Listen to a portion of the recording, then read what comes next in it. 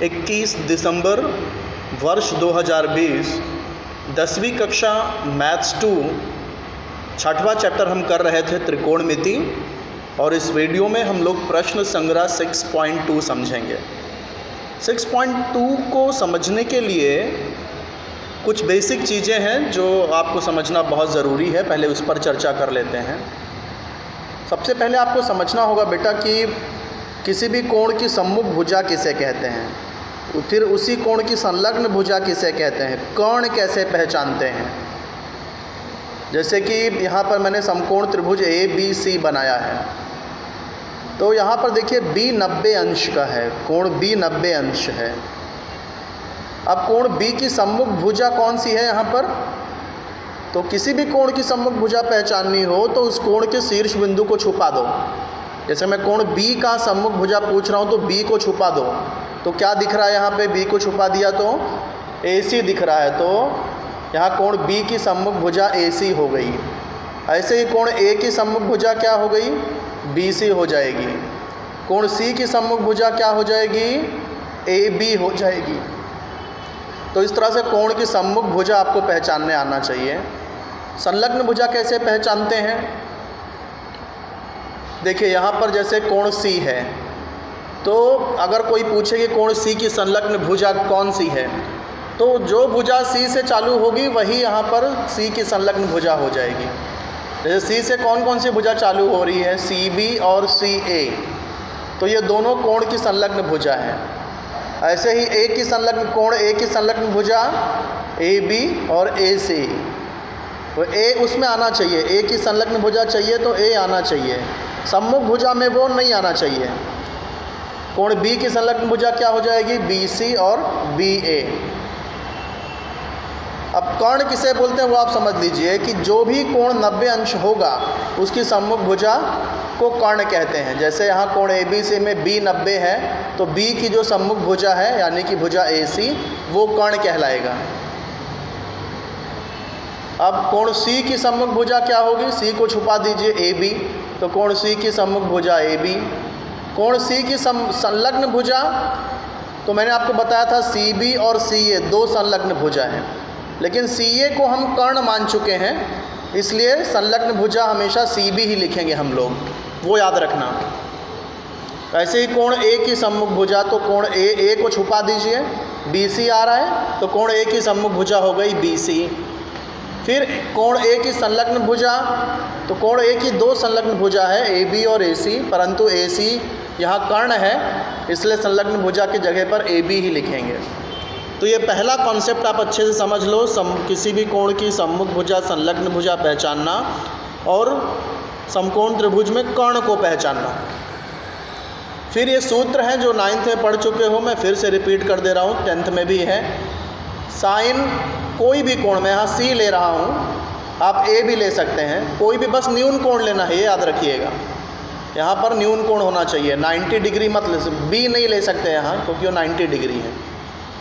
तो sign C का सूत्र है सम्मुख भुजा बटे कर्ण। तो C की सम्मुख भुजा क्या है? C की सम्मुख भुजा है AB, तो यहाँ आ जाएगा AB। कर्ण क्या है? AC, तो ये AC, ये AC लिखो या CA लिखो, एक ही बात है। ऐसी cos C का सूत्र क्या है? संलग्न भुजा बटे कर्ण। तो C की संलग्न भुजा CB, कर्ण है CA, तो ये हो जाएगा CB बटे CA। tan C का सूत्र है सम्मुख भुजा बटे संलग्न भुजा, तो C की सम्मुख भुजा AB, C की संलग्न भुजा CB। cot C देखिए tan C का जस्ट उल्टा होता है, गुणात्मक प्रतिलोम। कि सम्मुख भुजा बटे संलग्न भुजा था, तो ये उल्टा कर दीजिए, संलग्न भुजा बटे सम्मुख भुजा, यानी कि CB बटे AB, ठीक इसका उल्टा हो जाएगा। इसीलिए cot C का एक और सूत्र है 1/tan C, क्योंकि वो tan का उल्टा होता है। sec cos का प्रतिलोम होता है, तो sec का सूत्र क्या था? cos का सूत्र क्या था? संलग्न बटे कर्ण, तो sec क्या हो जाएगा? ठीक इसका उल्टा, कर्ण बटे संलग्न। तो ये CB बटे CA आ रहा था, तो उल्टा कर देंगे, CA बटे CB हो जाएगा। इसलिए sec C हमेशा 1/cos C होता है, क्योंकि वो cos और sec एक दूसरे के प्रतिलोम होते हैं। फिर cosec C sin C का उल्टा होता है, प्रतिलोम होता है। sin C सम्मुख भुजा बटे कर्ण था, तो cosec क्या हो जाएगा? कर्ण बटे सम्मुख हो जाएगा। तो ये ए बी बटे सी ए था, तो ये सी ए बटे ए बी हो जाएगा। तो ये सूत्र आपको अच्छी तरह से याद रखना है, 6.2 में ये काम आने वाला है। इसके बाद ये जो पूरी सारणी आप देख रहे हैं, ये पूरी सारणी आपको याद होनी चाहिए, ये भी 6.2 में काम आने वाली है। इसको याद करने का एक तरीका मैं आपको बताता हूँ। सबसे पहले तो ये हेडिंग आप लिख लीजिए 0, 30, 45, 60, 90। यहाँ पर sine theta, cos theta, tan theta, cot theta, sec theta, cosec theta, ये ऊपर की हेडिंग जो है वो आप याद कर लीजिए। तो ये आपको याद होनी चाहिए। अंदर क्या भरना है उसके लिए एक ट्रिक है, मैं बता रहा हूँ, ध्यान से सुनिए। सबसे पहले 0 से लेके 4 तक नंबर लिख लो रफ में, 0, 1, 2, 3, 4। सेकेंड स्टेप में सबको 4 से भाग दे दो, 0/4, 1/4, 2/4, 3/4, 4/4। उसके बाद उसका जो उत्तर आ रहा है वो लिख लो। 0/4 करेंगे तो 0 ही आएगा, क्योंकि 4 0 जा 0। 1/4 ये तो कटेगा नहीं, तो वैसे ही लिखना पड़ेगा। ये देखिए ये कट रहा है, 2 1 कम 2, 2 दूनी 4, तो ये कट कर 1/2 हो जाएगा। ये कटेगा नहीं तो ये वैसे ही लिख दो। 4 1 कम 4 होता है, तो ये 1 हो गया। इसके बाद में सब का वर्गमूल ले लीजिए। तो 0 का वर्गमूल 0, 1/4 का वर्गमूल 1/2, 1/2 का वर्गमूल 1/कर्णी 2, 3/4 का वर्गमूल कर्णी 3/2, 1 का वर्गमूल 1। तो अब ये जो लाइन मिली है ये आपका पहली लाइन हो गई। तो पहली लाइन अगर आपको आ गई तो बाकी सब लाइन भी आपको आ जाएगी भरने। अब इसका मतलब क्या हुआ, साइन 0 0 होगा, साइन 30 1/2, साइन 45 1/√2, साइन 60 √3/2, साइन 91। अब कॉस थीटा कैसे भरेंगे, ठीक इसी का उल्टा कर दीजिए। जैसे जो लास्ट में है वो पहले हो जाएगा, ये पहला, ये दूसरा, ये तीसरा, ये चौथा, ये पांचवा। तो ये इस तरह से मिल जाएगा आपको। जो पहला था वो लास्ट हो गया, जो लास्ट था वो पहला हो गया। तो 1, फिर √3/2, 1/√2, 1/2, 0। तो ये 2 लाइन मिल गई। तीसरी लाइन कैसे लिखेंगे, इन दोनों को आप भाग दे दीजिए। जैसे 0/1, तो 0 में किसी भी संख्या से भाग देते हैं 0 ही आता है। यहाँ देखिए 2 और 2 कट जाएगा तो 1/√3 आ गया। यहाँ दोनों कट जाएंगे, 1 आ गया। 2 कैंसिल हो गया, √3/1 यानी कि √3। और 1/0, किसी भी संख्या में 0 से भाग देते हैं तो उत्तर हमेशा अपरिभाषित आता है। उत्तर आप परिभाषित नहीं कर सकते, क्योंकि ये 0 से भाग देना संभव ही नहीं है, उत्तर आएगा ही नहीं, क्योंकि 0 का पहाड़ा ही नहीं होता है। 0 1 कम 0, 0 दूनी 0, 0 तिहाई 0, ये भाग कभी ख़त्म ही नहीं हो सकता। इसलिए 1/0 हमेशा अपरिभाषित लिखा जाएगा। तीसरी लाइन हो गई। फिर कॉट थीटा, अगली लाइन कैसे, ठीक ऐसे ही इसी को आप पलट दीजिए, जो लास्ट में था वो पहले हो जाएगा। तो अपरिभाषित √3, 1, 1/√3 और 0। फिर सेक थीटा क्या करना है, कॉस का जस्ट प्रतिलोम लिख देना है। तो 1 का प्रतिलोम 1 ही होगा, √3/2 है, इसका प्रतिलोम करना है तो उल्टा हो जाएगा, 2/√3। 1/√2 का क्या हो जाएगा, √2/1 यानी √2, 2/1 यानी 2। 0 का प्रतिलोम अपरिभाषित का प्रतिलोम 0 होता है, 0 का अपरिभाषित होता है। तो सेक कभी मिल गया। ऐसे ही कॉस थीटा निकाल सकते हैं, साइन का प्रतिलोम, 0 का प्रतिलोम अपरिभाषित, 1/2 का 2, 1/√2 का √2, और ये 2/√3 हो जाएगा, 1 का 1 ही रहेगा। इस तरह से पूरी सारणी आपको बनाने आनी चाहिए। याद अगर नहीं भी हो पाए तो कम से कम अपने मन से ये पूरी सारणी आपको बनानी आनी चाहिए, क्योंकि इसी पर 6.2 निर्भर है कई सवालों में। अब हम शुरू करते हैं मैथ्स 2 का प्रश्न संग्रह 6.2। यहाँ पर क्या दिया है कि एक गिरजाघर दी है, गिरजाघर है और गिरजाघर से 80 मीटर दूर कोई व्यक्ति है जो कि जब इसकी छत को देखता है तो उन्नत कोण बनता है। अच्छा, उन्नत कोण और अवनत कोण मैंने आपको समझाया नहीं, वो समझा देता हूँ मैं ज़रा आपको। उन्नत कोण अवनत कोण क्या होता है, देखिए जब हम किसी चीज़ को ऊपर की तरफ देखते हैं तो हमारे सामने जो किरण गई है क्षैतिज जो रेखा है उससे, और हम जहाँ देख रहे हैं ऊपर की तरफ वो जो दृष्टि रेखा है, क्षैतिज रेखा और दृष्टि रेखा को बोलते हैं उन्नत कोण। ऐसे अगर हम नीचे देख रहे हैं तो ये जो दृष्टि रेखा है वो और ये क्षैतिज रेखा, ये इन दोनों के बीच जो कोण बनेगा वो औन्नत कोण कहलाएगा। तो ये उन्नत कोण और औन्नत कोण आप समझ लीजिए। और इसके अलावा एक बात और समझ लीजिए कि पृथ्वी पर जो भी चीज़ें खड़ी हैं, जैसे इमारत, गिरजाघर, मंदिर, खंभे, पेड़, ये सब को हम लोग अपने धरती पर लंबवत मानेंगे त्रिकोणमिति में, और हमेशा हर चीज़ को एक रेखाखंड द्वारा दर्शाएंगे। तो यहाँ पहला सवाल क्या है कि एक गिरजाघर है, मैंने यहाँ AB से दर्शाया हूँ गिरजाघर AB को। वहाँ से 80 मीटर दूर कोई लड़का खड़ा है, तो 80 मीटर दूर बिंदु C पर लड़का खड़ा है। ये जब गिरजाघर की छत को देखता है तो 45 अंश का उन्नत कोण बनता है। तो ये उन्नत कोण 45 अंश बन गया। तो सबसे पहले आपको आकृति बनानी है और आकृति में आपको वर्णन करना है कि कौन सी चीज़ किससे दर्शाए हैं। तो व्यक्ति तथा गिरजाघर की दूरी को BC से दर्शाया गया है जो 80 मीटर है। फिर जो उन्नत कोण है वो एंगल BCA है और वो 45 अंश दिया है। गिरजाघर की ऊंचाई BA है जो कि हमें ज्ञात करनी है। अब ध्यान से देखिए, जो कोण हमें दिया है उसकी सम्मुख भुजा ज्ञात करनी है, संलग्न भुजा दी गई है। तो ध्यान से आप देखिए सूत्र में कि कौन सा ऐसा सूत्र है जिसमें सम्मुख भुजा और संलग्न भुजा आती है। तो आप सूत्र पर यदि आप ध्यान दो तो tan और cot के ही सूत्र में सम्मुख भुजा और संलग्न भुजा आती है। तो इन दो में से कोई भी सूत्र आप लगा सकते हैं। तो मैंने यहाँ पर ये tan C लगा दिया। C क्यों ले रहा हूँ? क्योंकि C का ही माप यहाँ दिया है। tan C का सूत्र सम्मुख भुजा बट्टे संलग्न। C की सम्मुख भुजा, C को छुपा दीजिए AB, तो C की सम्मुख भुजा AB आ गई, C की संलग्न भुजा CB आ गई। C का माप 45 दिया है तो C के जगह पे 45 लिख दिया। अब यहाँ टेबल में tan 45 कितना है? tan 45 1 है, तो tan 45 की जगह पे 1 आ गया। AB हमें पता नहीं है तो AB वैसे ही लिखेंगे। BC का मान 80 है, तिर्यक गुणा कर लेंगे तो AB 80 मीटर, यानी कि गिरजाघर की ऊंचाई 80 मीटर आ गई। बढ़ते हैं दूसरे सवाल पर। दूसरे सवाल पर ये एक दीप स्तंभ है और उससे कुछ दूरी पर कोई जहाज़ है। दीप स्तंभ के ऊपर कोई व्यक्ति जहाज़ की तरफ देखता है। तो यहाँ दृष्टि रेखा नीचे हो गई है, तो नीचे देख रहा है तो औन्नत कोण बनेगा। औन्नत कोण किससे बनेगा? ये जो क्षैतिज समांतर रेखा है ये और ये दृष्टि रेखा के बीच औन्नत कोण 60 अंश का बन रहा है।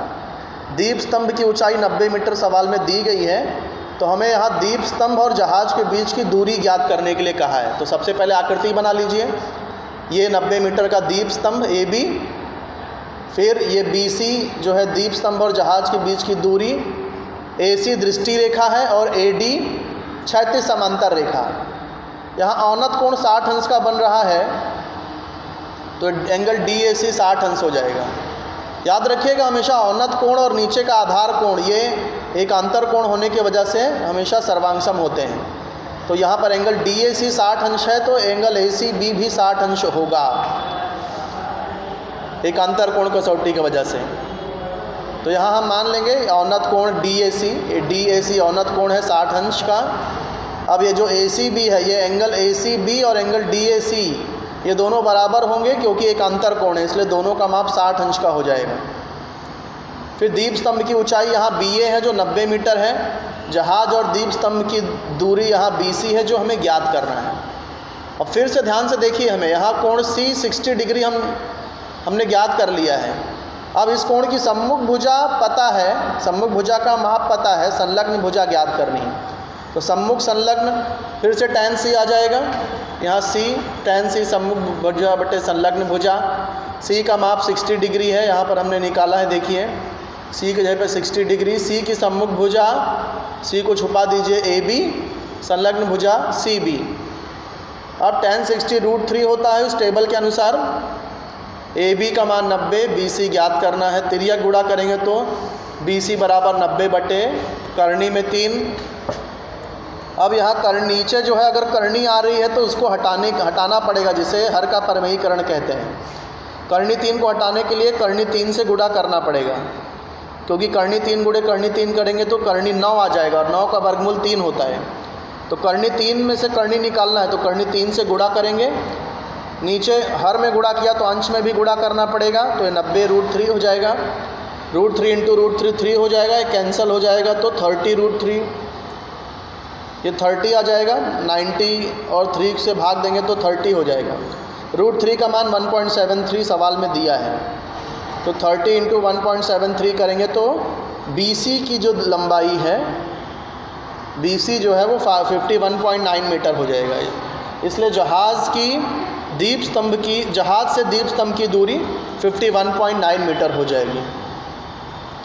तीसरा सवाल क्या है, एक 12 मीटर चौड़ा रास्ता है, इसके एक तरफ 10 मीटर ऊंची इमारत है, अब और दूसरी तरफ एक और इमारत है। 10 मीटर ऊंची इमारत से दूसरी इमारत की छत पर देखते हैं तो 60 अंश का उन्नत कोण बनता है। तो यहाँ पर जो बड़ी वाली इमारत है उसकी ऊंचाई ज्ञात करनी है। तो माना BC 12 मीटर रास्ते की चौड़ाई है और एक इमारत की ऊंचाई यानी कि DC 10 मीटर है, दूसरी इमारत की ऊंचाई AB ज्ञात करना है। यहाँ उन्नत कोण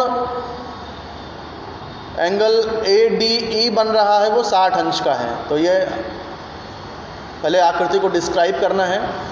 अब चतुर्भुज EBCD में सब कोण 90 अंश होगा, क्योंकि ये इमारत हमेशा 90 डिग्री होती ज़मीन पे, तो B और C भी 90 हो गया।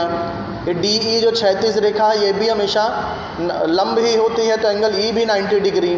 3 कोण जब 90 हो गया चतुर्भुज में तो चौथा कोण भी 90 ही होएगा, क्योंकि चतुर्भुज के चारों कोण का मापों का योगफल 360 होता है।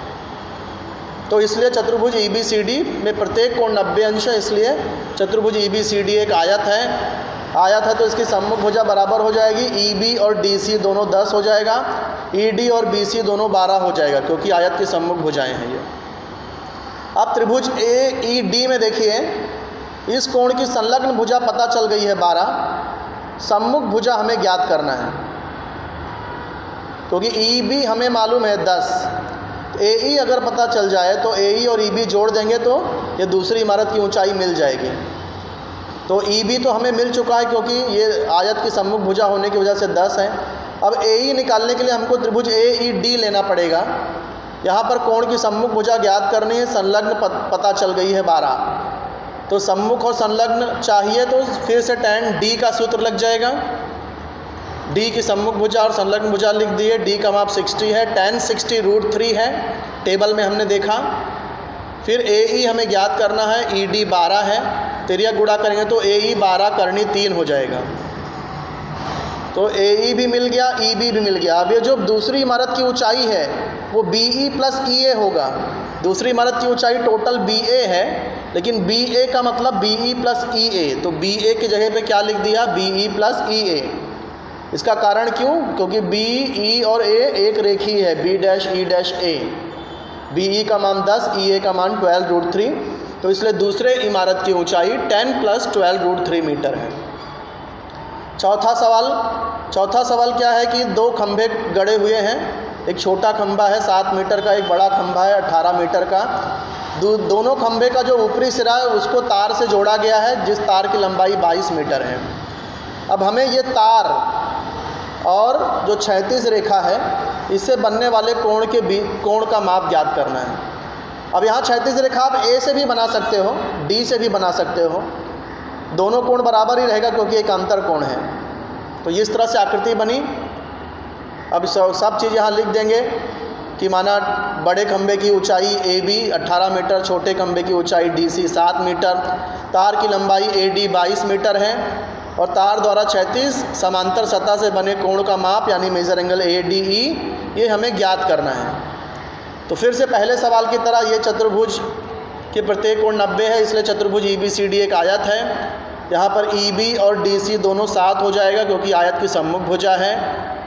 अब हमें टोटल पता है, AB पता है, BE भी पता चल गया है, तो AE निकाल सकते हैं, कारण A', B है, तो इसलिए AE + EB = AB। यहाँ देखिए AE + EB = AB हो जाएगा।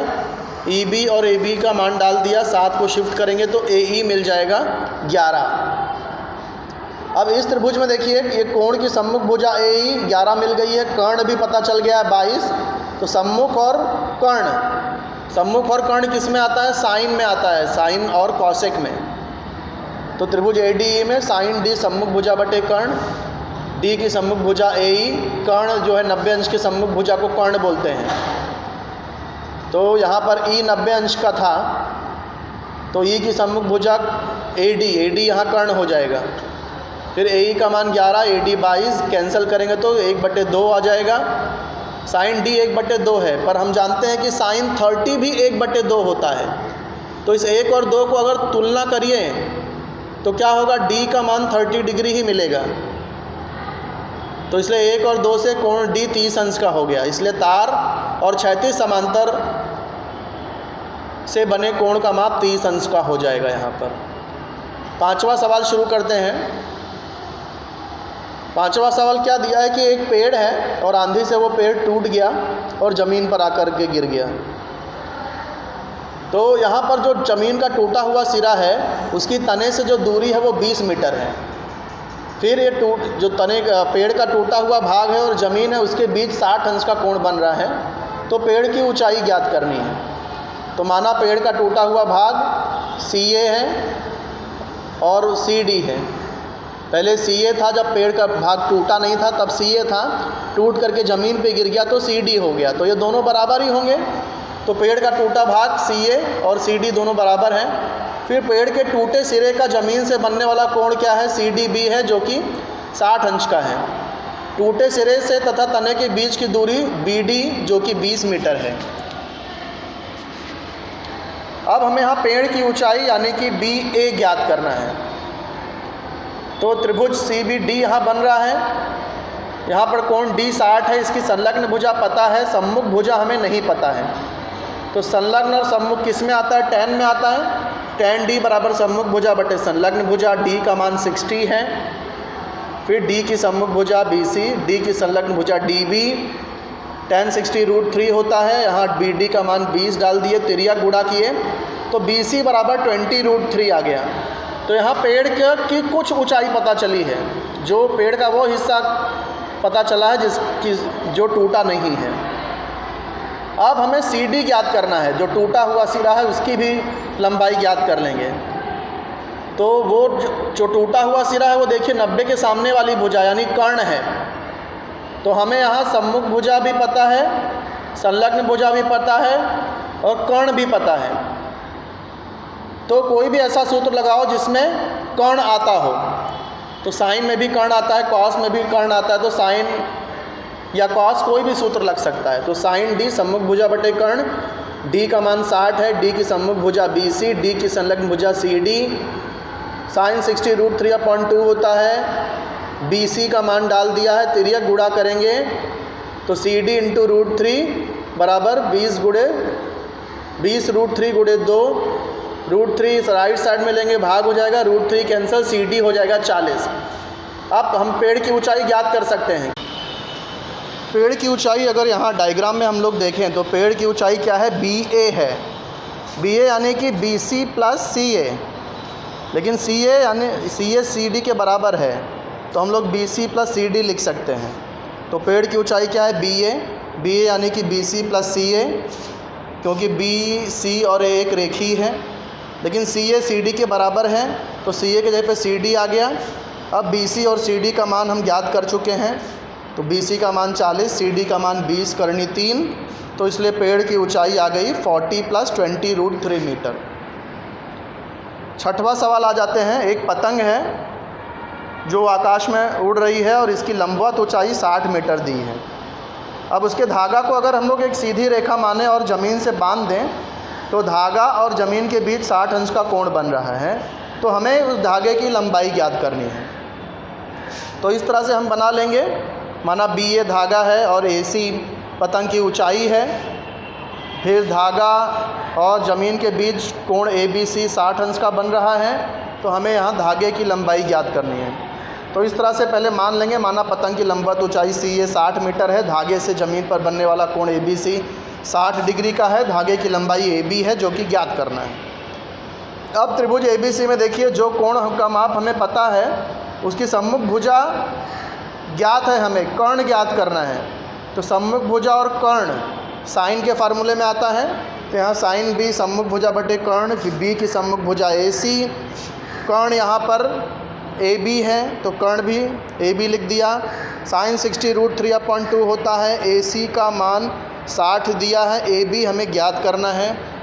फिर तिर्यक गुणा करेंगे तो √3AB बराबर 60 गुणे 2 करेंगे तो 120 आ जाएगा। √3 नीचे आके यहाँ पे भाग हो गया। अब नीचे से करनी हटाने के लिए √3 में √3 से गुणा करेंगे। जब हर में गुणा किया तो अंश में भी करना पड़ेगा, तो √3 × √3 3 हो जाएगा। 120 और 3 को कैंसिल करेंगे 40, 40 करनी 3 का मान 1.73 है, गुणा कर देंगे तो 69.20 आ जाएगा। तो इस तरह धागे की लंबाई 69.20 मीटर होगी।